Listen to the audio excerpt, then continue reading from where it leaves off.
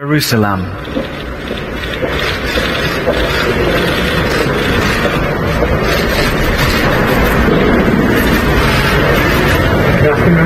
Good afternoon. What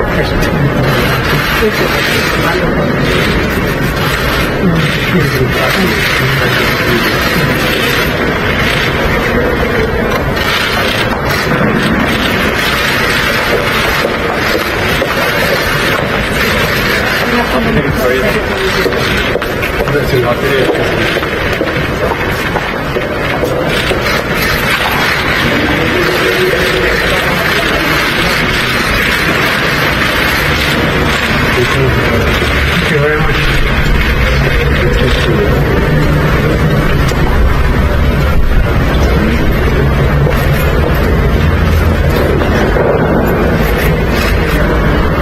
His Excellency, the Prime Minister of the Kingdom of Cambodia.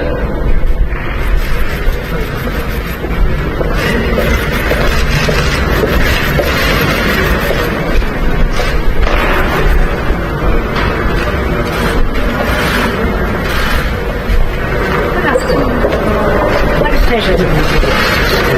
Very good. Indeed. Prime Minister, very pleased to meet you again. This anniversary.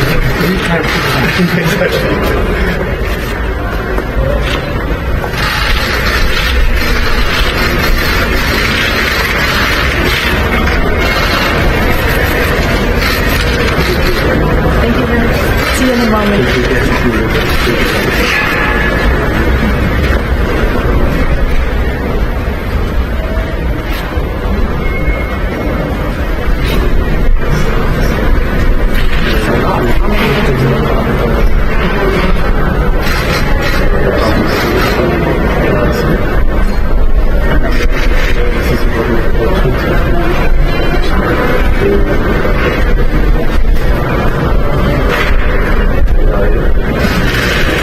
His Excellency, the President of the Republic of Indonesia.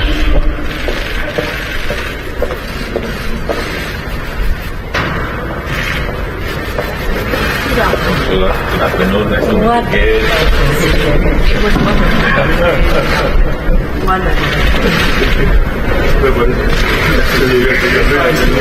Welcome to Brussels.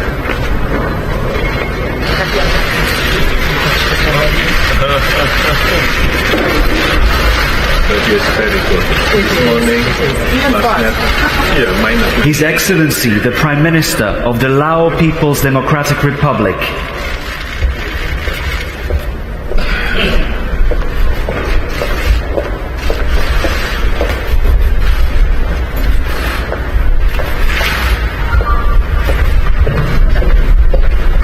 Good afternoon, Minister. Good afternoon, indeed. Nice to meet you again.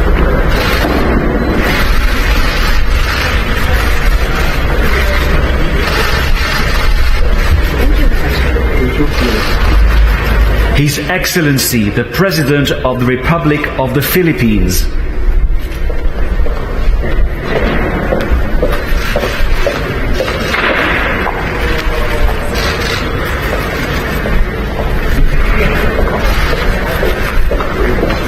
Good afternoon, what a pleasure. Good to have you here. It's a pleasure. It's a pleasure.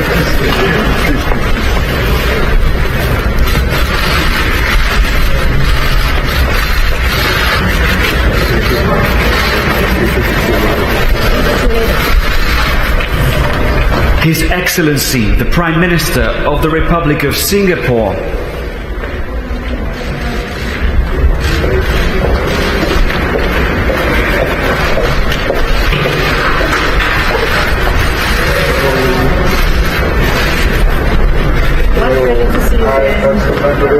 Happy to be here. Nice to meet you.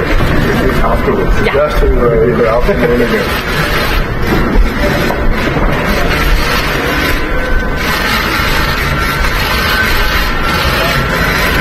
Right? Thank you. See you later. See you this afternoon. His Excellency, the Prime Minister of the Kingdom of Thailand.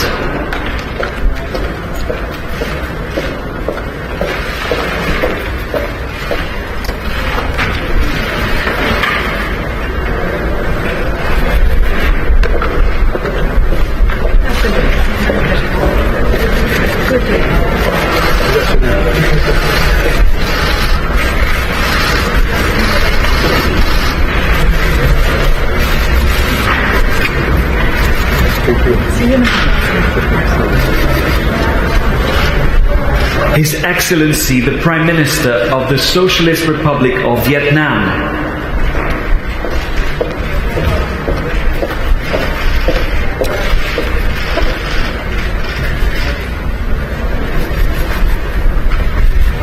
Good afternoon. Madam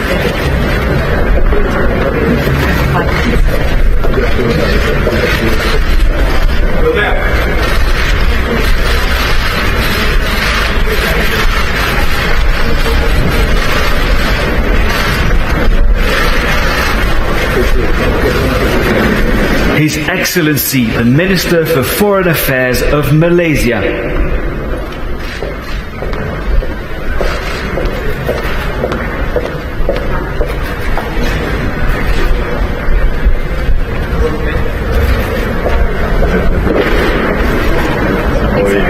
What a pleasure to see you. Thank you very much for having us here. Thank you. Thank you very much.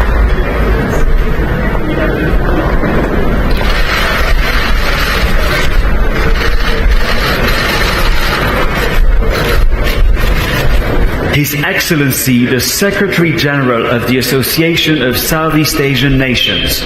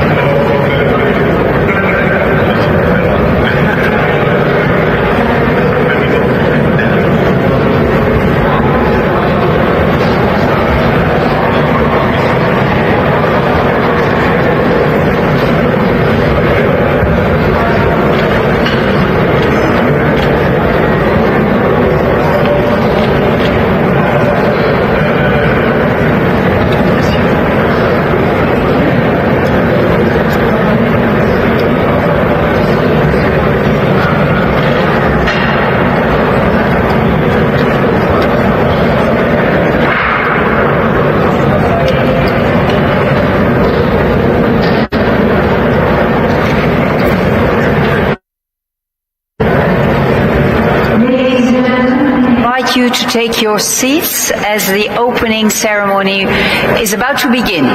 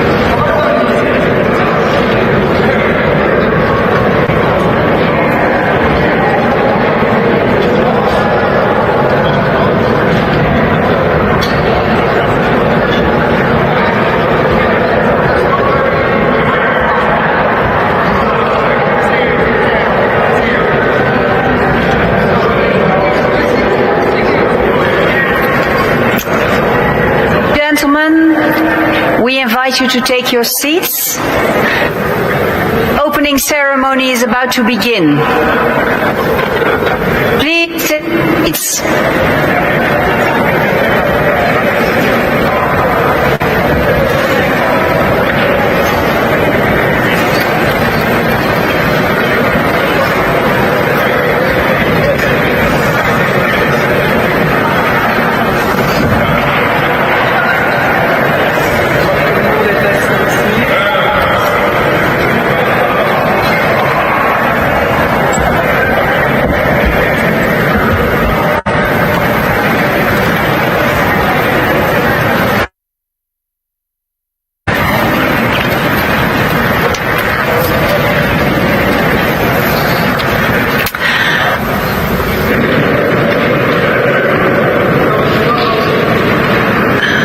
Please take your seats. Thank you.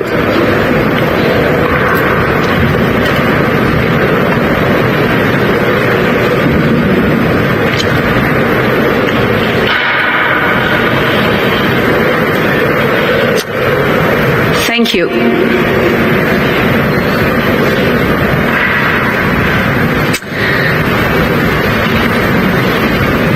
Your Majesty, Your Royal Highness, Your Excellencies, ladies and gentlemen, a very good afternoon. It is a pleasure and an honor to welcome you here to Brussels for this commemorative summit. Today we are celebrating 45 years of diplomatic relations between the European Union and the Association of Southeast Asian Nations. What a great joy to be gathered. This first ever summit in the heart of Europe between the leaders of the member states marks an important anniversary. In 2020, the EU and the ASEAN elevated their ties to a strategic partnership with a commitment to work jointly on enhancing prosperity, promoting security, strengthening resilience, and improving sustainable connectivity. This summit offers a political forum and is, of course, also a great opportunity to demonstrate and reconfirm this shared commitment. Now, without further ado, I kindly invite you to rise to listen to the anthems. First, we will hear the one of the Association of Southeast Asian Nations, and immediately after will follow the anthem of the European Union. So please stand up.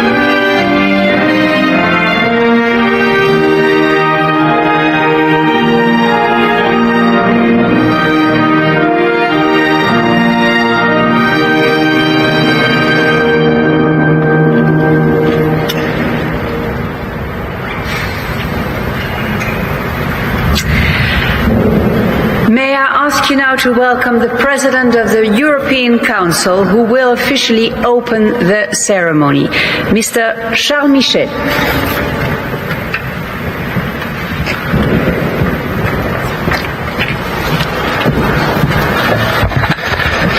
Merci beaucoup. Thank you very much. Your Majesty, Your Royal Highness, ladies and gentlemen, heads of state and government, excellencies, dear friends.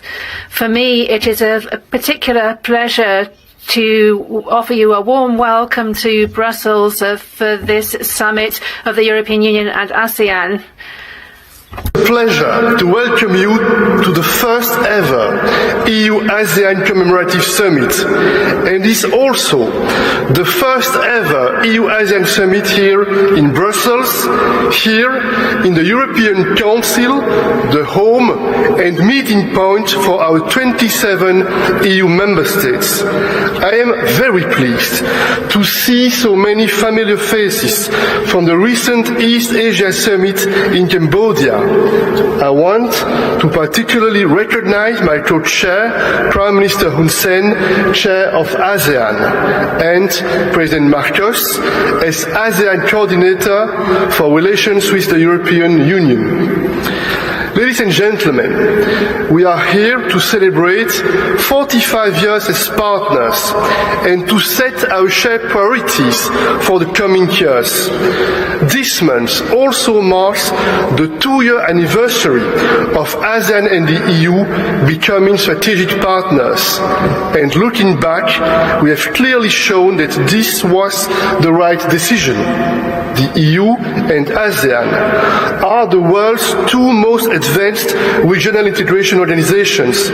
We understand each other very well, we share the same values and the same spirit of cooperation, and we both know the challenges of transforming the vision of a political community anchored in common interests and rules into concrete reality for our citizens. Today's meeting is also an opportunity to bind our regions closer together. And one way to do that is through trade. Trade is a powerful tool for promoting growth and closer ties between our regions. Our trade agreements with Vietnam and Singapore have already boosted our common trade and will continue to help drive our recovery. And we are exploring trade agreements with other countries in your region. We also hope to develop an EU-ASEAN free trade agreement. And another concrete example of our cooperation is our partnership and cooperation agreements with Thailand and Malaysia that we will sign later today. Ladies and gentlemen, dear friends, our 2 regions have faced major challenges in recent years. The COVID pandemic has hit our societies and economies hard and caused enormous suffering. But this pandemic has also brought out the best in humanity. We were able to develop and produce vaccines in record time. And the EU, together with our EU member states, we have mobilized over 800 million euros to support ASEAN and its member states to fight the pandemic. And through COVAX, we provided more than 3 billion euros to help secure almost 2 billion doses of vaccines for low and lower middle-income countries in the ASEAN region included. Ladies and gentlemen, dear friends, we are living through turbulent geopolitical times.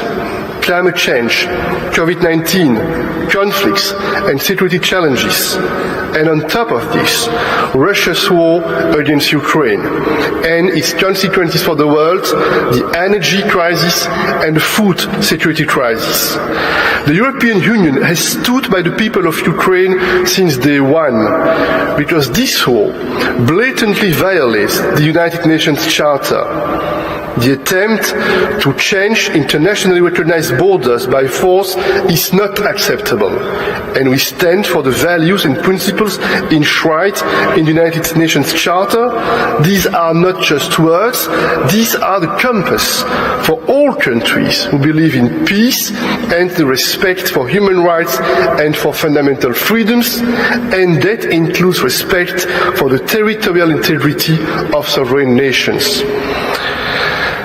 Dear friends, the EU and ASEAN, we have so much in common, and that's why we are pleased to work together to deepen our cooperation. And we can do this in 5 key areas. First, to achieve greater prosperity. By working more closely together through multilateralism, we can build a more peaceful, fair and prosperous world. It is in both our shared interests. Second, we can work more closely together to protect our planet. This is a global existential challenge that needs everyone on board, and we owe it to the future of our children. Third, the digital transition is a challenge for all our societies, and we can work together to develop peaceful, secure, open and inclusive digital economies. The fourth area where we can deepen our cooperation is on infrastructure and connectivity, by strengthening our links in the fields of science, technology and innovation, including initiatives that bring our students and young people closer together. And finally, we can deepen our cooperation in security and defense across many areas, like transnational crime, maritime security, women in conflict, and peacekeeping operations. In particular, we can work together to improve cybersecurity and fight cybercrime. I strongly believe we can deepen our relationship in all these fields for the benefit of our people. And this deeper cooperation goes hand in hand with the EU strategy for greater cooperation with the Indo-Pacific region. We want to contribute to the region's stability, security, prosperity, and sustainable development. Thank you for being here. You can count on the European Union. Thank you.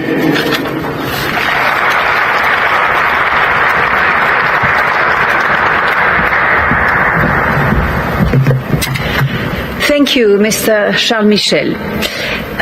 Cambodia, ladies and gentlemen, currently chairs the ASEAN and actually just hosted in November the ASEAN Summit in Phnom Penh. As they will soon hand over their presidency to the next chair, Indonesia, this summit is an opportunity to hear their reflections and their experiences. Please welcome His Excellency Prime Minister of Cambodia, Mr. Hun Sen. Please join me at this lectern.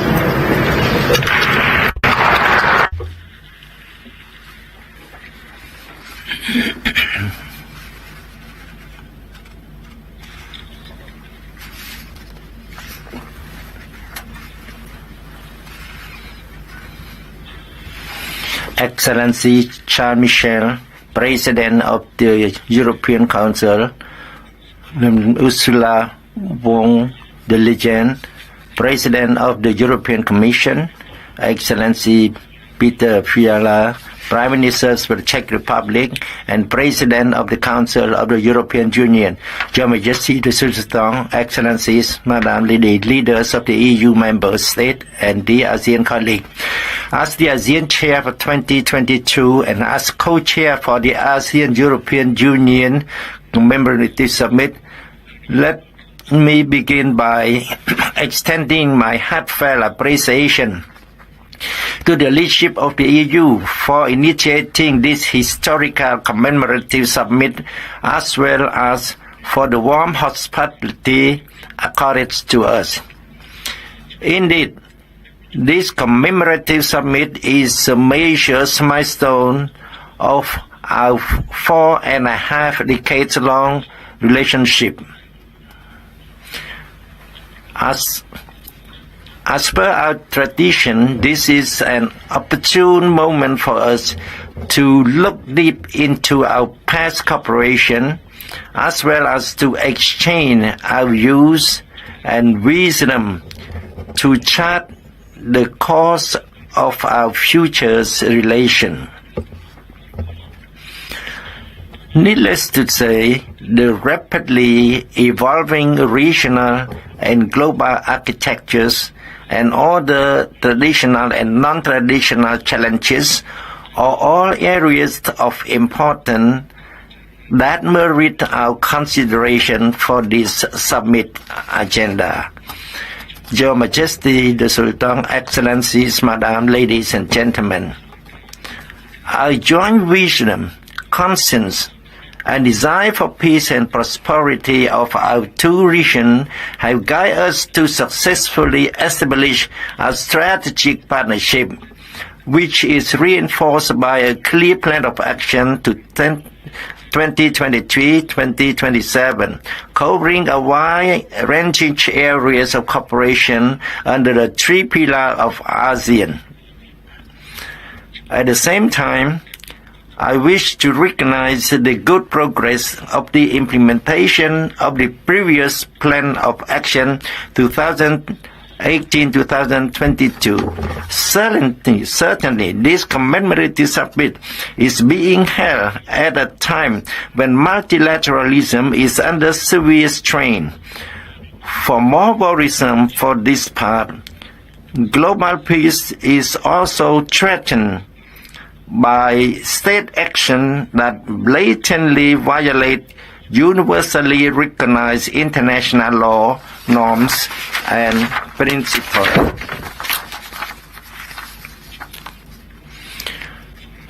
Going forward, I believe that ASEAN and the EU have to work hand in hand to ensure that the rule-based international order will be inclusive, open, transparent, and mutually beneficial.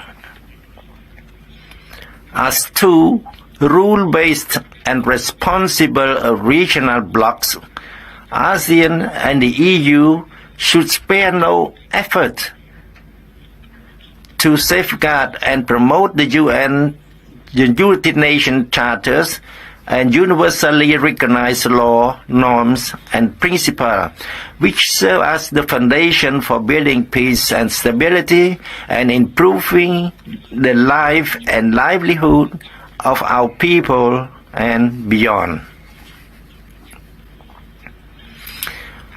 On a personal note, and here I take the case of the protracted conflict and the ensuing strategies of my own country, Cambodia.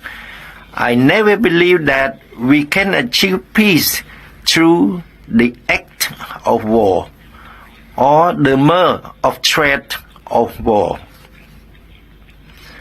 That is why I sincerely hope that peaceful settlement of conflict through dialogue and consultation should be our common approach. Your Majesty, the Sultan, Excellencies, Madam, ladies and gentlemen, I am confident that our deliberation today will allow us to transform our collective spirit into a practical vision that would benefit our region and the whole world for many decades to come. I look forward to a frank, open, and constructive discussion. Thank you for your attention.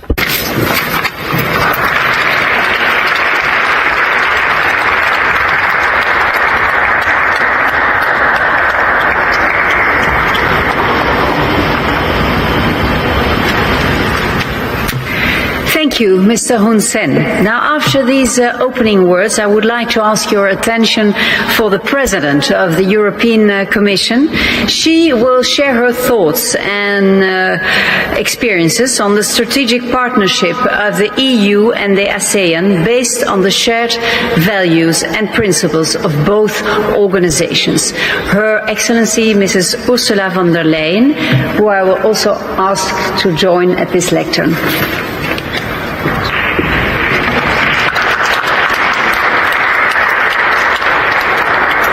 Your Majesty, Royal Highness, fellow leaders, let me add my warm welcome to Brussels after such a long trip. One thing is for sure, there might be many, many miles that divide us, but there are much more values that unite us. For 45 years now, indeed, ties between the European Union and ASEAN have grown stronger and stronger. And today our strategic partnership is more relevant than ever. Because if we literally stand at the opposite sides of the world, our destinies are linked more than ever before. We have seen it with the pandemic. We see it in the connections of our value chains. We see it with climate change and with geopolitics. Russia's war against Ukraine has sent shockwaves through the world. Not only is it an attack against the rules-based order, which protects every country's right at all corners of the world, Russia's war of aggression has also destabilized the global economy and made global commodity prices soar. I know that ASEAN has just signed with Ukraine the Treaty of Amity and Cooperation, and this speaks louder than a million words. Fellow leaders, both the European Union and ASEAN have multilateralism in our DNA. We have strong economic ties. We have a similar outlook on the Indo-Pacific. And this summit gives the opportunity to discuss how we can join forces even more to achieve our shared goals. And I see three key areas where we can do more. The first is on energy and climate. Russia has unleashed a global energy crisis which comes on top of the ongoing climate crisis. The answer to both crises is the same. We must support each other to speed up our transition away from fossil fuels and towards renewable energy. Renewable energy is not only good for the climate, but it is also homegrown. It gives us independence and security of supply. At G20 in Bali, we signed a just energy transition partnership with Indonesia. And together with partners, we have just concluded a similar partnership with Vietnam. I know that Prime Minister Hun Sen has called for an ASEAN Green Deal. So let us discuss how the European Green Deal and the ASEAN Green Deal can reinforce each other. My second point, we should also reinforce our economic ties and trade. We are each other's third largest trading partner, but it accounts only for 5% of our trade. So there's so much of untapped potential. And the lesson of the pandemic should be that we should all diversify our partnerships. And we all know that today, trade agreements are much more than tariffs and quotas. They are vehicles of cooperation to jointly address the twin green and digital transitions. They are also about digital trade, about clean technologies, about resilient supply chains. I very much welcome that our trade ministers focus on that now. Our trade agreements with Singapore and Vietnam are already delivering on the ground. And Europe wants to conclude more free trade agreements with other ASEAN countries. Our ultimate goal is one of a region-to-region agreement, and I think we need to seize now the opportunity and make it work. My third and final point. Meeting the challenges of the twin green and digital transition requires massive investments in infrastructure and people. And we all need to diversify our sources of investment. Many investments will be private, and some will require public support to make them happen. And this is where Global Gateway comes into play.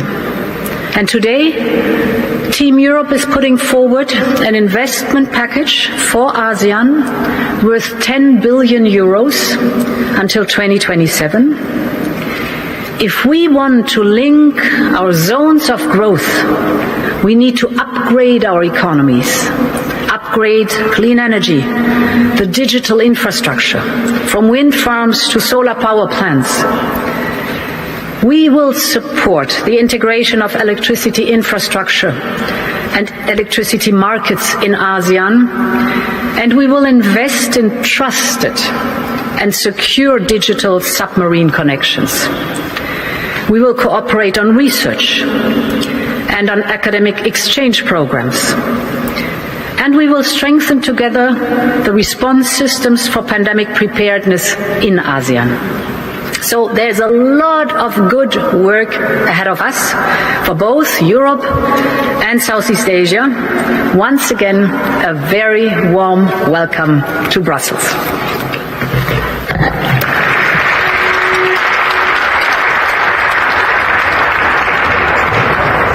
Thank you, Mrs. von der Leyen. Now, before we give the floor to the other distinguished leaders, we invite you to listen to some music, to listen to the cellist Marcel Johannes Kits. He is from Estonia. He began his training in Tallinn, and then he continued his studies in Germany. After reaching the semi-finals of the International Queen Elizabeth competition this year, in 2022, he qualified for the finals and ended up third. Today, he will interpret for you excerpt from the second movement of the Ninth Symphony of Antonin Dvorak, followed by two movements of the Sixth Cello Suite from Johann Sebastian Bach, Sarabande and the final Gigue. Now, these cello suites were called amongst the most profound of all classical music works, so I trust you will profoundly enjoy them. They are considered some of Bach's greatest musical achievements. Please put your hand together for Marcel Johannes Kits.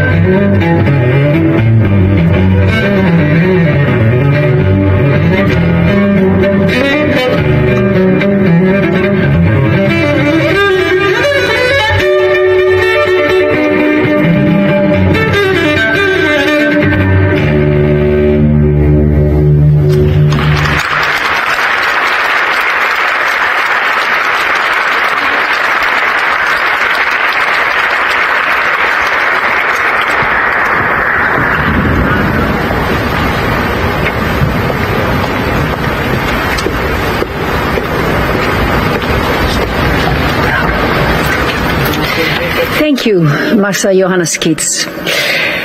The Philippines, Your Majesty, Your Royal Highnesses, Your Excellencies, ladies and gentlemen, the Philippines as a country currently assume the ASEAN-EU coordinator role. Now, I have the pleasure to welcome His Excellency, President of the Republic of the Philippines, Mr. Ferdinand Marcos Jr.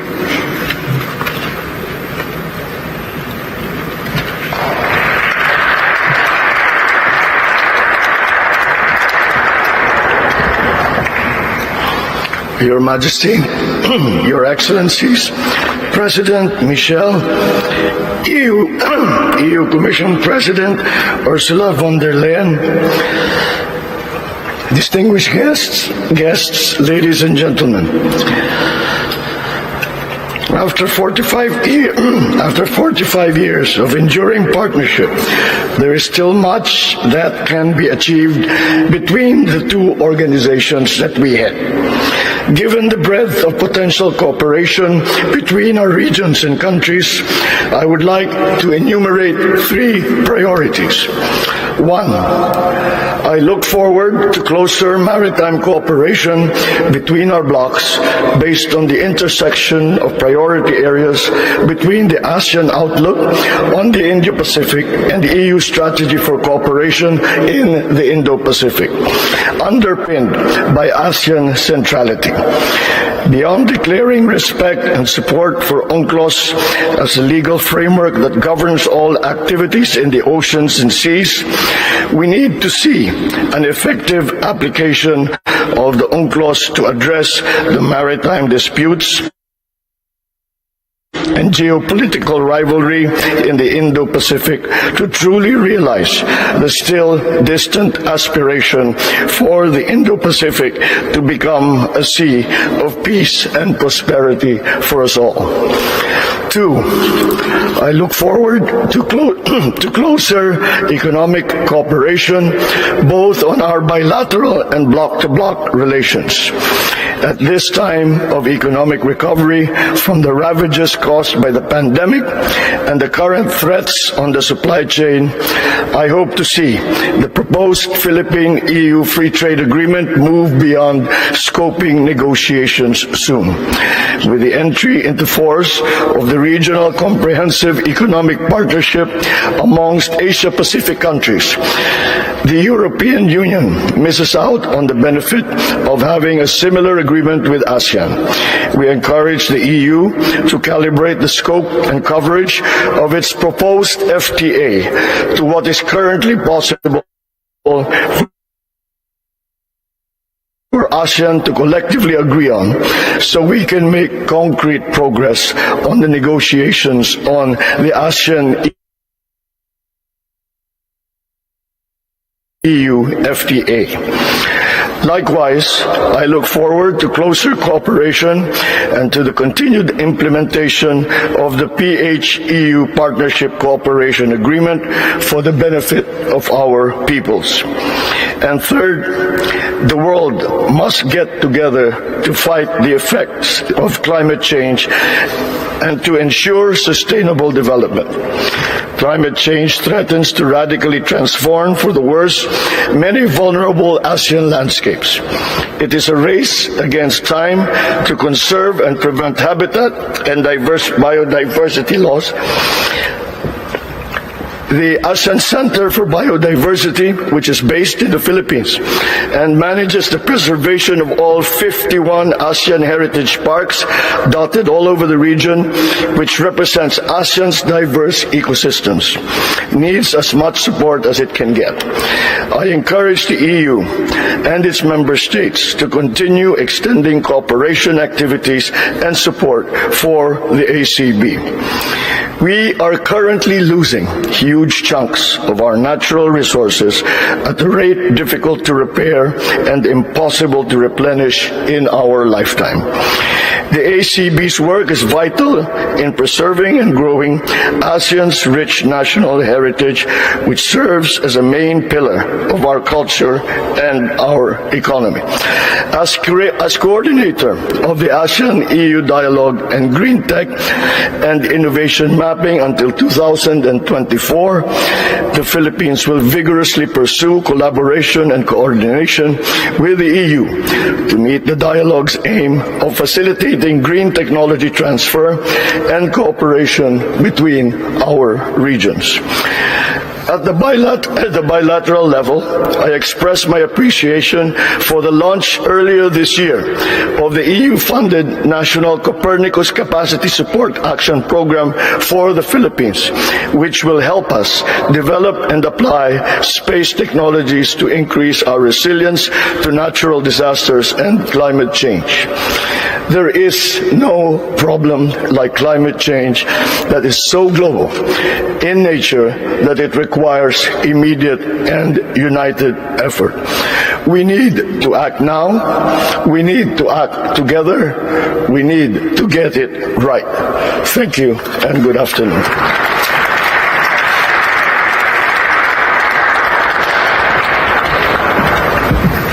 Thank you, Mr. Marcos. The Council of the European Union has a rotating presidency. The current holder of this presidency of the Council is the Czech Republic. So please, your attention for His Excellency Prime Minister, Mr. Petr Fiala.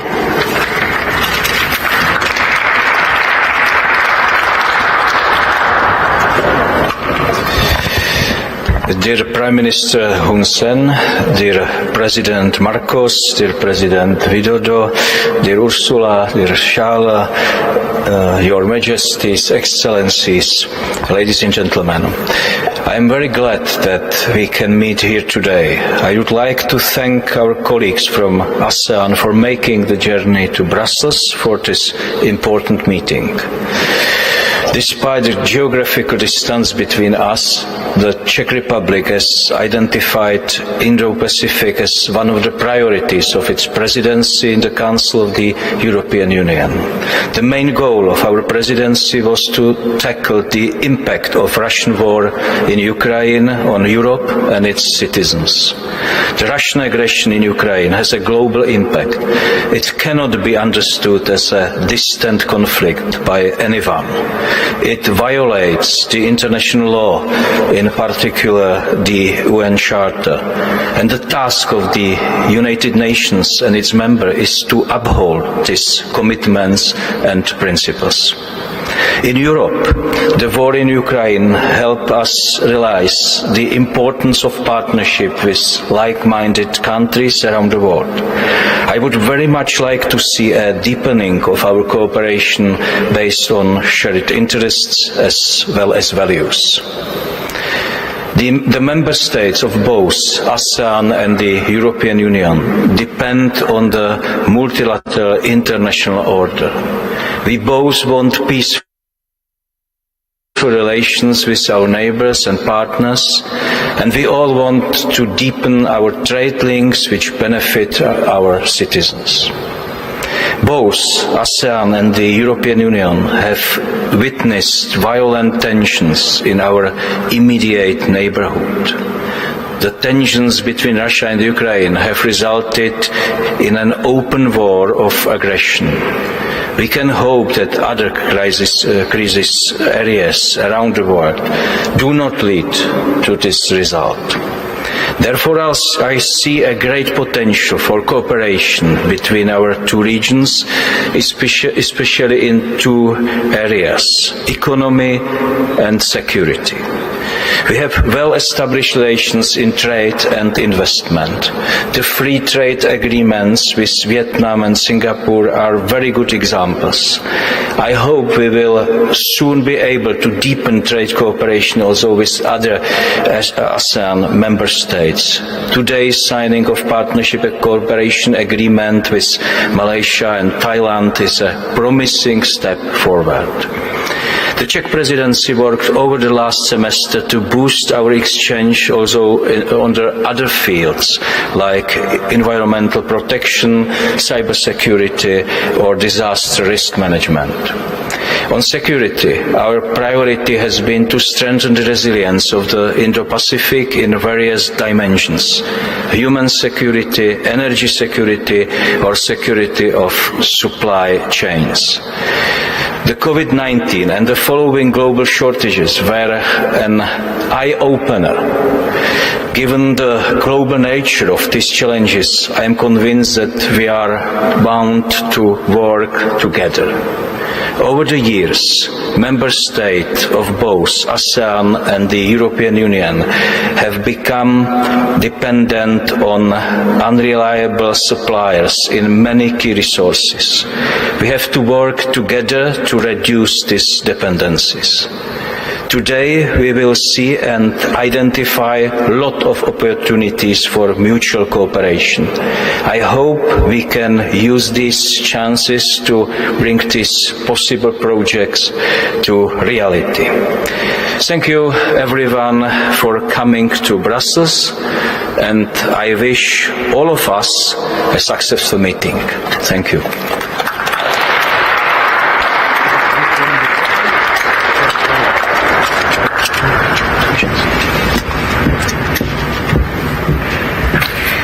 Thank you, Mr. Fiala.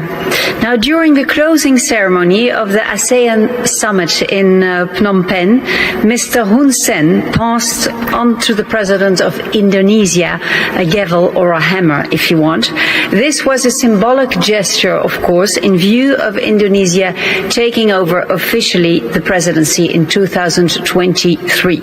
So I now invite His Excellency, the President of Indonesia, to speak to you, Mr. Joko Widodo.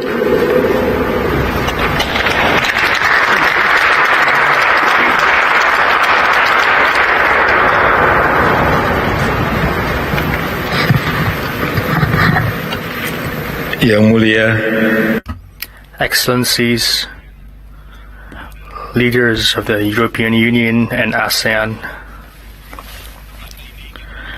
this year we mark the 45th anniversary of partnership between ASEAN and the EU.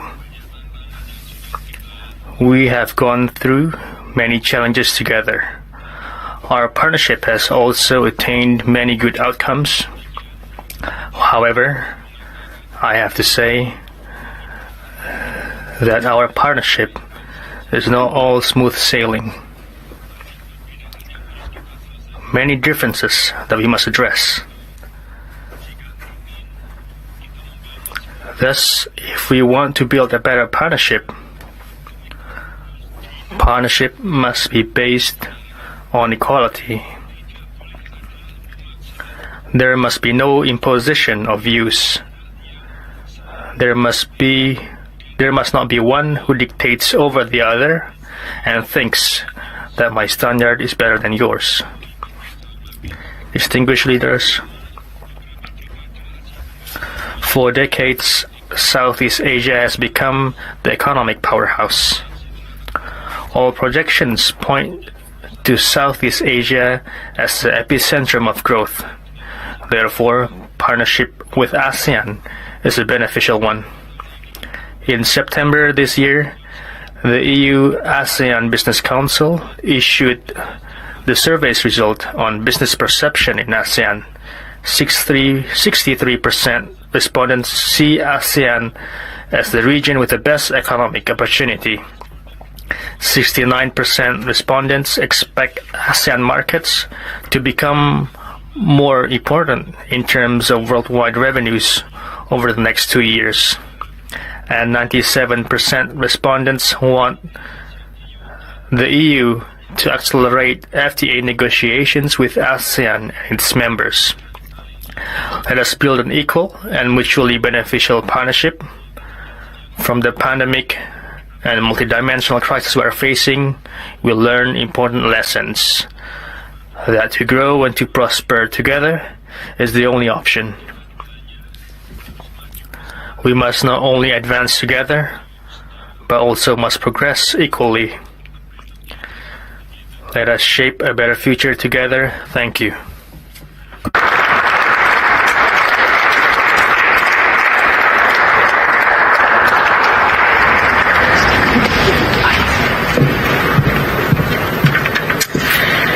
Now, ladies and gentlemen, we don't want to close this opening ceremony without showing you the contribution of the EU and ASEAN Youth Forum.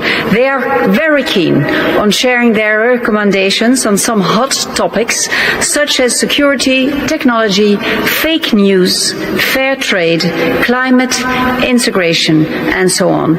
It is, if you want to see it that way, an invitation to take action. How do they see the creation of a better world? Now let's hear what they have to say to you. President of the European Council, Charles Michel, ASEAN Chair Prime Minister Hun Sen, Your Excellencies and distinguished guests. We, the Young Indo-Pacific Forum, the Youth Sounding Board, and the EU-ASEAN Young Leaders Forum are here representing youth from both regions. On behalf of our peers, we would like to share with you recommendations which we strongly call for you to take action on following this historic summit. In the area of security, governments and society face a multitude of threats. Therefore, we recommend immediately establishing a common framework to combat hybrid threats. We believe digital and technological cooperation is essential to boost economic development and democratic integration. We recommend the integration of ASEAN states into the European single market for data to share standards and increase transparency. We have concluded that fake news is the biggest threat to democracy, human rights, and the rule of law. Therefore, we recommend you to force large social media corporations to combat disinformation on their platforms effectively. Regarding trade, we need to move past a purely business perspective and include values and common ideas to tackle future challenges. Therefore, we recommend a more continuous dialogue through a value-sounding board to ensure fair trade for all. We must limit global warming to 1.5 degrees, and we have to act now. We recommend the immediate disinvestment of environmental harmful subsidies. Subsidies on fossil fuels need to be shifted towards a just green transition to avoid a climate catastrophe.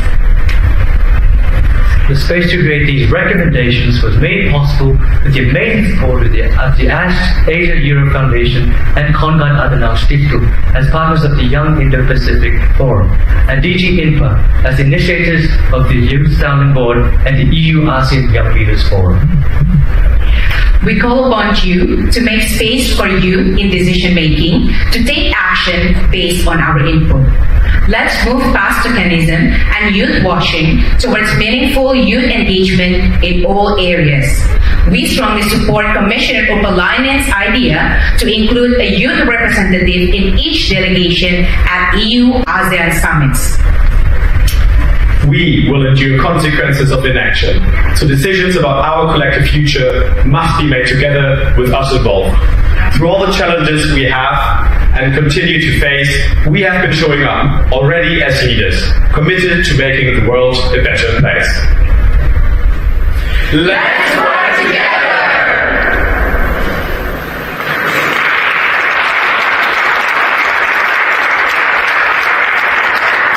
Yes, indeed. Let's work together. Clear language and good recommendations. Now, we have come to the end of the official opening ceremony. I wish you an inspiring and a successful summit. Please, I would like, before I can see already you wanting to stand up, I'd like to ask the delegations to stay seated for the moment. It will not take a long time. And I would ask the leaders to stand up and to come forward, because we would like to take a family picture here in front.